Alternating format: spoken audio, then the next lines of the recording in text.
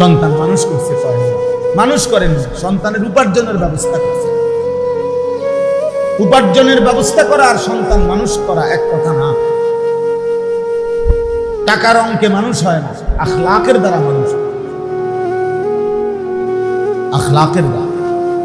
হযরতে বেলাল তো মদিনার মধ্যে গরিবই ছিলেন, মদিনার অধিবাসী ছিলেন না, চেহারায় তো কালো ছিলেন, হাবশী গোলাম ছিলেন, কিন্তু আল্লাহ তাআলা বলছেন বেলালের মধ্যে যেহেতু তাকওয়া বেশি, তোমাদের পুরা কুরাইশের সকলের চাইতে বেলাল দাম বেশি। ইন্না আকরামাকুম ইনদাল্লাহি আতকাকুম।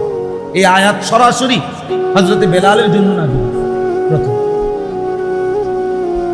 হযরতে বেলালের প্রশংসা করতে গিয়ে আল্লাহ খুদ কোরআনের আয়াত নাযিল করেছেন। এই বেলাল এই মসজিদের মুয়াজ্জিন।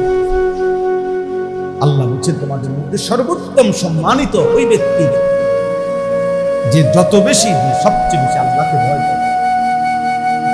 বেলালের কলিজায় আল্লাহর ভয় আছে, অতএব সে আকরাম, সবচেয়ে সম্মানিত। সম্পদ না থাকে,